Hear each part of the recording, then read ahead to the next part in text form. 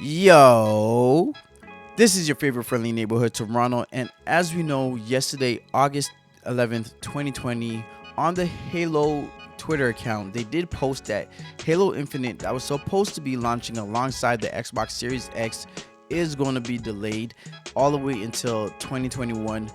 They did not mention if it was going to be early, mid, or fall 2021, because if it is fall, that is another full year for when it was supposed to launch, which again is going to be good for the game, like I stated in my previous video.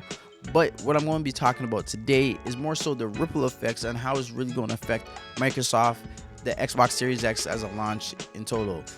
So if you guys haven't yet, please hit the like button, share, and subscribe. It really is going to help out the channel. So getting into the news, first big thing is, what does this mean for Xbox Series X moving forward?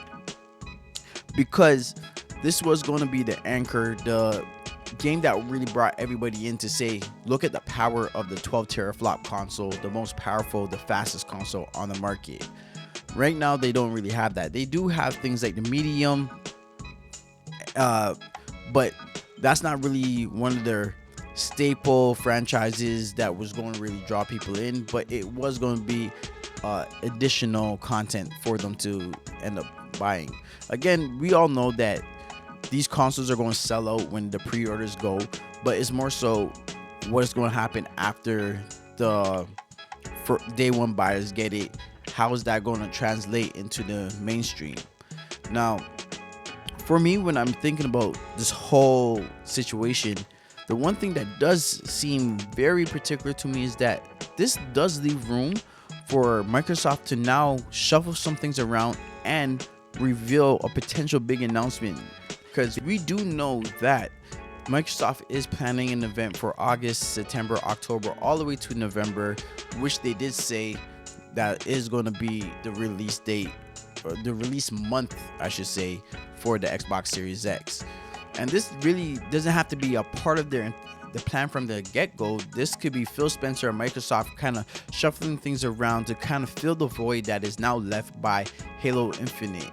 And by doing so, and if they were able to show us something from like the initiative, and they were showing us something amazing, even if it was probably a 30-second clip, that is enough to kind of help boil over some of the disappointment of not having Halo Infinite at launch for the Xbox Series X. But that does leave the question on what games are going to be there for the launch of the Xbox Series X. We do know that a lot of third-party games are going to be there because they're going to be on all generations of consoles, from the PS4, the Xbox One, the PS5, and the Xbox Series X. But what first-party games, or exclusives I should say, is going to be on the Xbox Series X to kind of entice people into their ecosystem? We do know that the medium is going to be there. If anything else is going to be launch window or launch day. So those are some things that we're going to have to keep an eye out for, because it is a little bit of an emptier launch for Microsoft. I kind of also see why there's also been such a big focus on backwards compatibility, because now they can say there's still a reason to get the Series X, because when it comes to your catalog of games, this is the best place to play them, where you can get the best looks, the best performance going forward. For me personally, I don't think this is going to be a day one purchase. I do plan on getting my Series X, but that's probably going to be later down the road, maybe a year or two, when they got more games kind of out there for me to play and I could get more use. And by doing so, this system is also going to be cheaper. Not a lot of things are going to be here saying yes, buy the Series X today, especially now that Halo is not going to be there.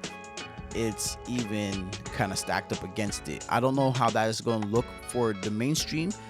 For you guys listening, let me know in the comments if you think that you're going to get the Xbox Series X on day one.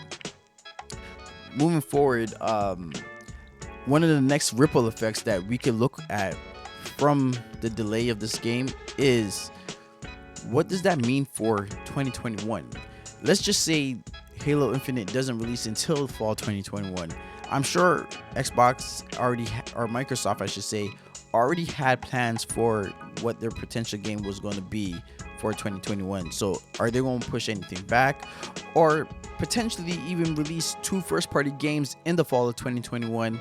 There's again the possibility that this game could be coming on the early side of 2021, where then we could kind of consider it launch window, and it wouldn't be such of a hit. But just from the wording of the post that was left by Halo's Twitter account, it doesn't seem like this is going to be in early 2021. See, so what this does is also create another interesting ripple effect, and that is for Sony, where for the PlayStation 5, they do have planned that Horizon Forbidden West is going to be the big first party game for 2021.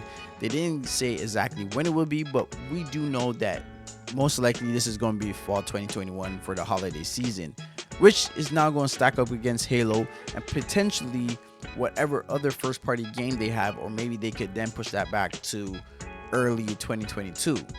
So it's going to be very interesting to see how everything kind of unfolds from there, because as we all know, 2020 has just been a crazy year with just the world state and the way it's affecting everybody in all businesses, especially game developers, and how they're able to make games.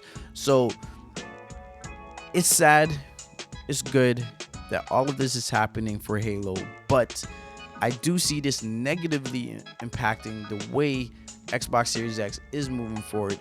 It affected me, as I am no longer going to be getting a day one purchase, as I don't really see it fit. Halo was really the biggest push for it, to play the back compatibility games at a higher resolution. I don't need to be spending hundreds of dollars to do that. I'd rather just get the PlayStation 5 first, save my money, get the Series X while it's cheaper.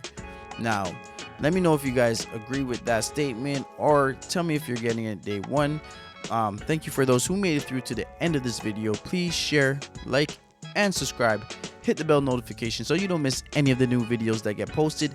It really does a lot in helping me grow this channel. I will have all the details on where you can follow everything Toronto in the description. That's everything for now, so it's not bye. Bye, see you later on the next one. And I'm out!